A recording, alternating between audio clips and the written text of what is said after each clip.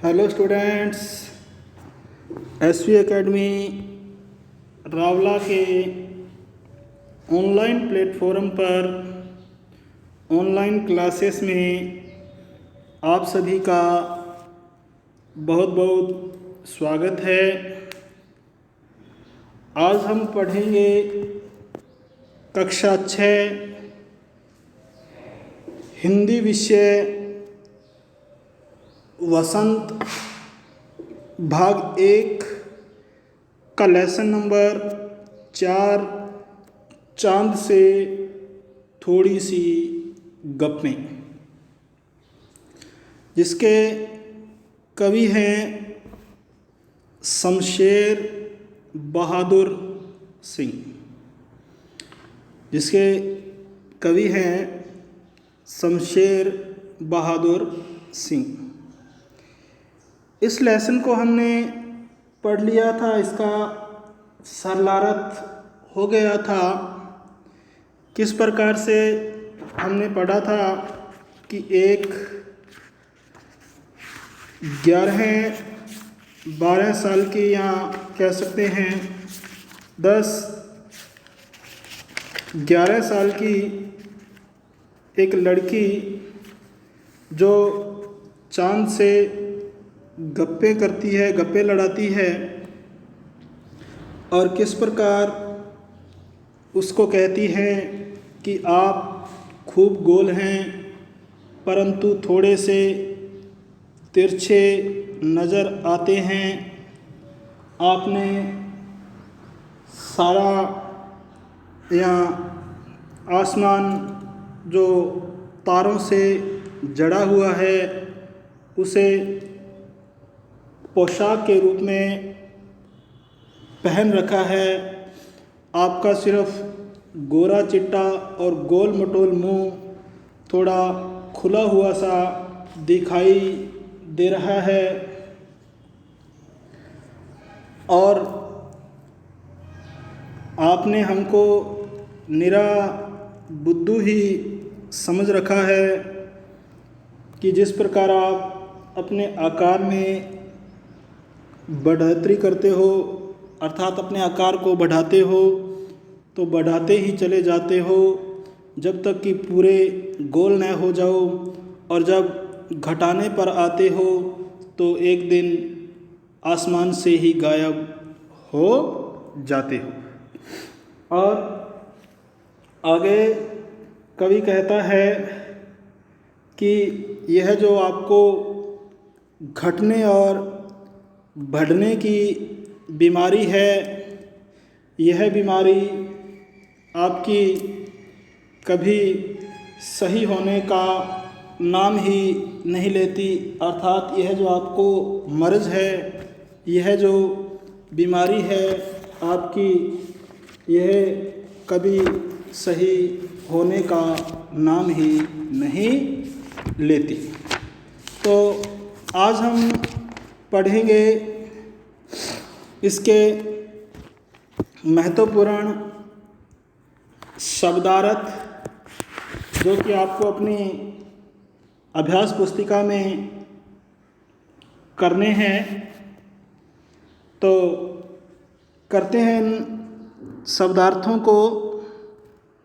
चांद से थोड़ी सी गप्पें इस लेसन के जो महत्वपूर्ण शब्दार्थ हैं, तो देखें इनको।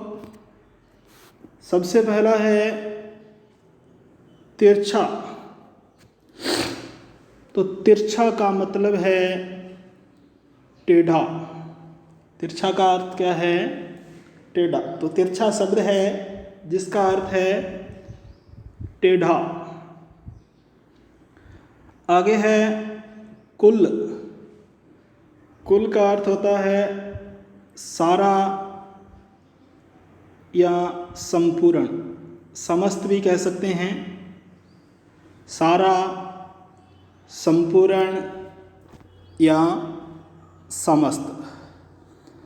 आगे है पोशाक। पोशाक का मतलब होता है, जिसको इंग्लिश में हम ड्रेस भी कहते हैं।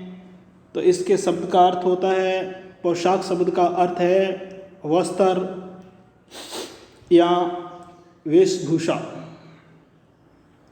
वस्त्र या वेशभूषा।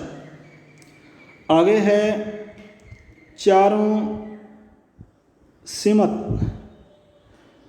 चारों सिमत का मतलब है चारों दिशाएं। चारों सिमत का मतलब है चारों दिशाएं।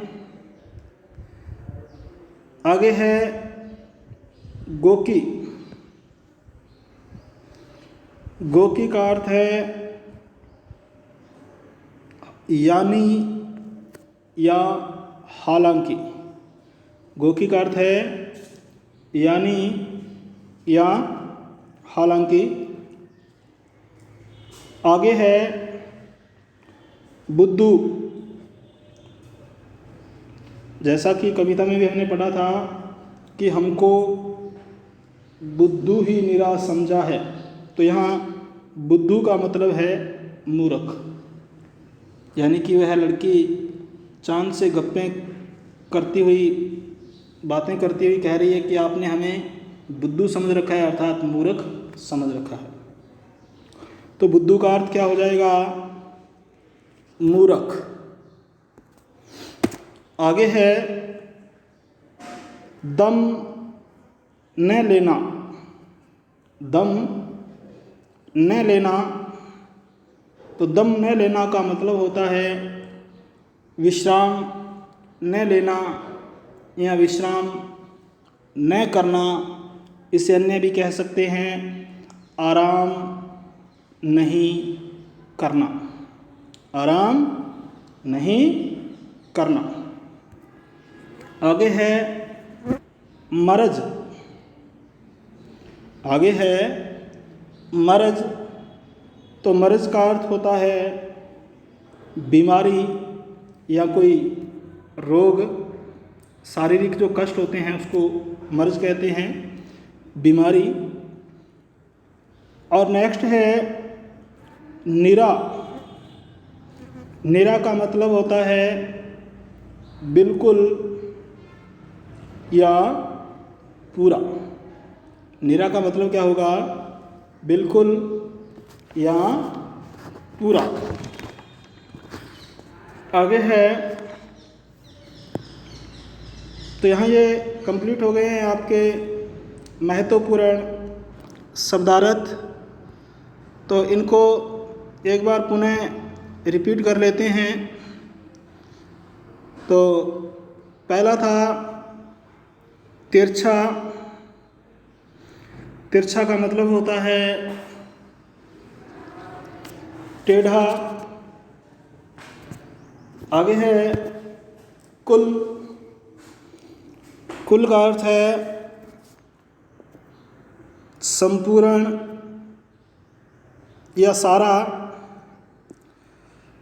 आगे है पोशाक। पोशाक का अर्थ है वस्त्र, वेशभूषा। आगे है चारों सिमत। चारों सिमत का मतलब है चारों दिशाएं, उत्तर दक्षिण पूर्व पश्चिम, यानी कि चारों दिशाओं की बात करता है चारों सिमत में। आगे है गोकी। तो यहाँ गोकी का अर्थ है यानी हालांकि। आगे है बुद्धू। बुद्धू का अर्थ है मूर्ख। आगे है दम न लेना। दम न लेना का मतलब है विश्राम न लेना, विश्राम न करना या आराम न करना।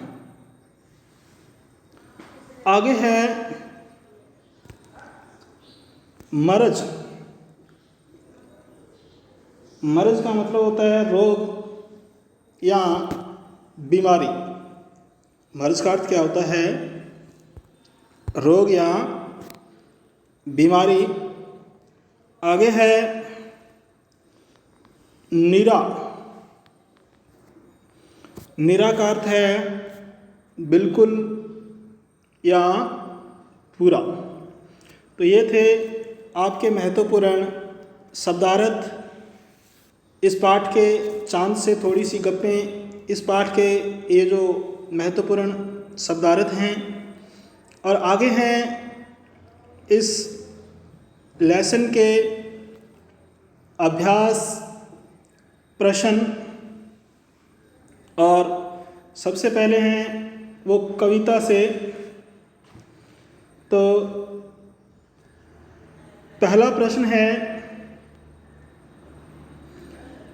आप पहने हुए हैं कुल आकाश। क्या है पहला प्रश्न? आप पहने हुए हैं कुल आकाश